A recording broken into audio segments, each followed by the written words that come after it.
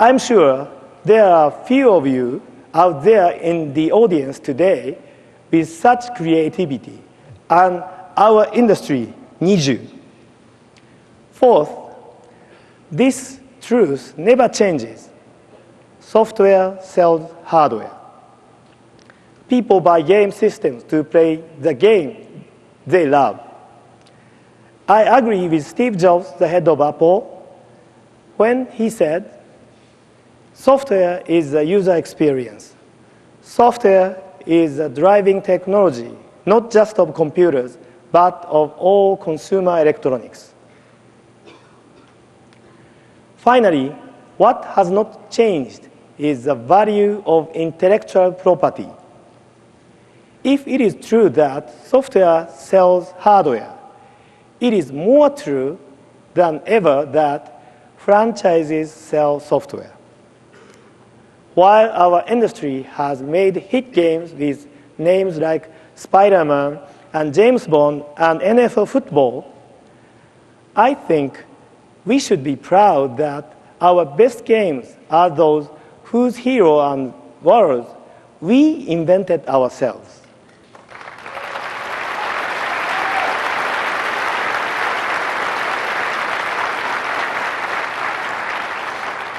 Thank you. So then, on the other side of the coin, what do I think of when I consider what has changed?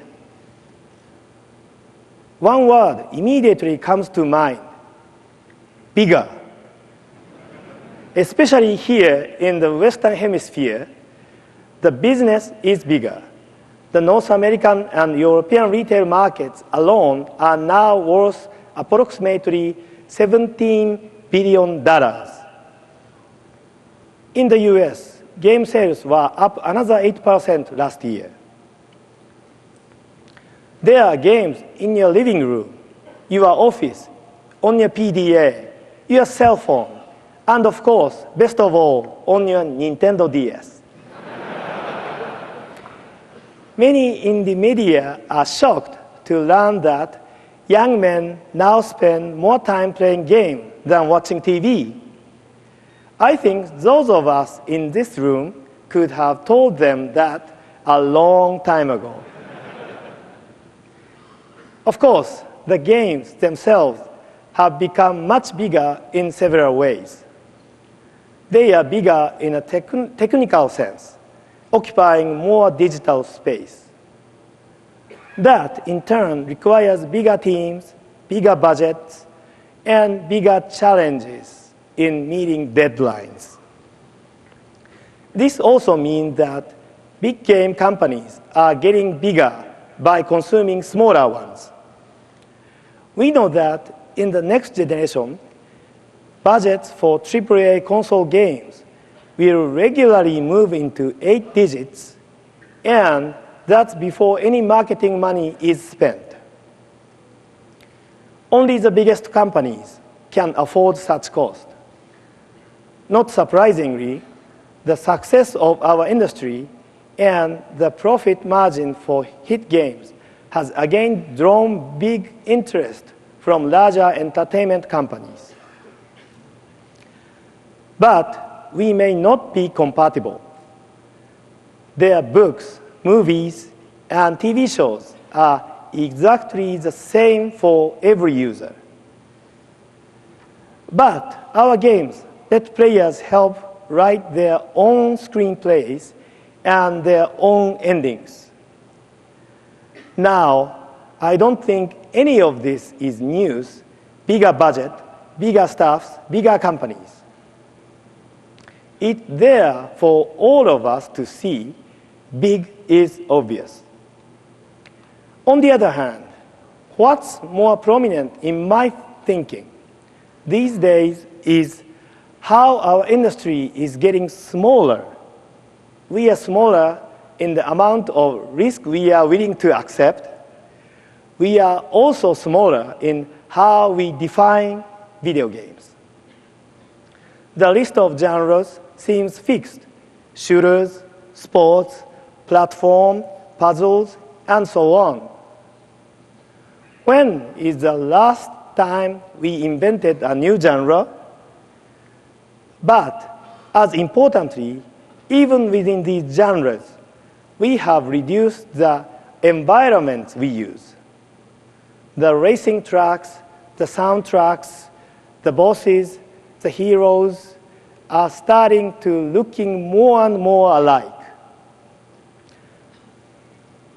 Consider Tiger Woods Golf and Mario Golf, each a successful franchise, but using two different looks for the same genre. Such variety is becoming harder and harder to find. We are even getting smaller in how we define progress. Making games look more photorealistic is not the only means of improving the game experience.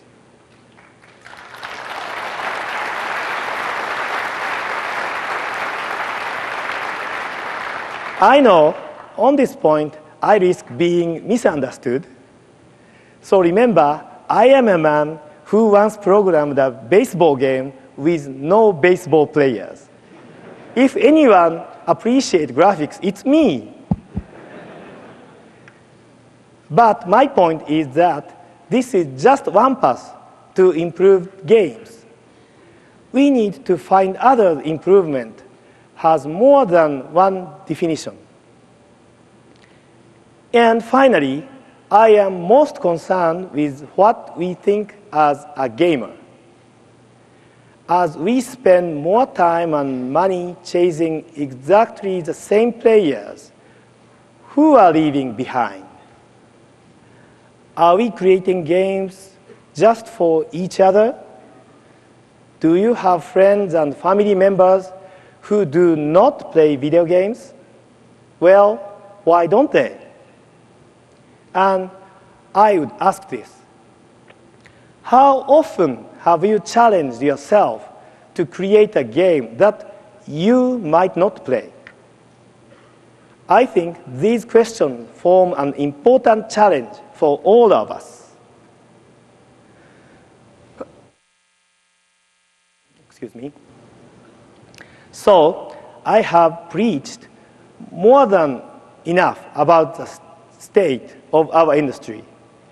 You may be wondering, how does Nintendo plan to respond? Let me answer a couple of things in a straightforward way. First, has Nintendo turned its back on the hardcore gamer? I don't believe so.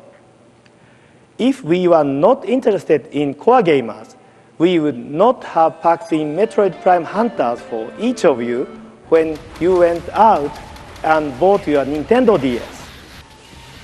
This is not just excellent game entertainment, but also a signal that we want the DS to be for core gamers too.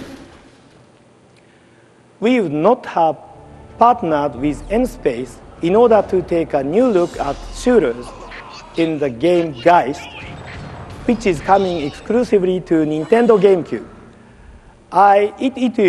It will move your emotions and move your definition of this genre. And if we are not interested in core gamers, GameCube would not be the home to the first big hit of 2005 here in America, Capcom's Resident Evil 4. It's a sign that not only do we care about core gamers, but core gamers care about Nintendo. And most of all, we would not be finishing the most anticipated game in your industry this year, a brand new Legend of Zelda.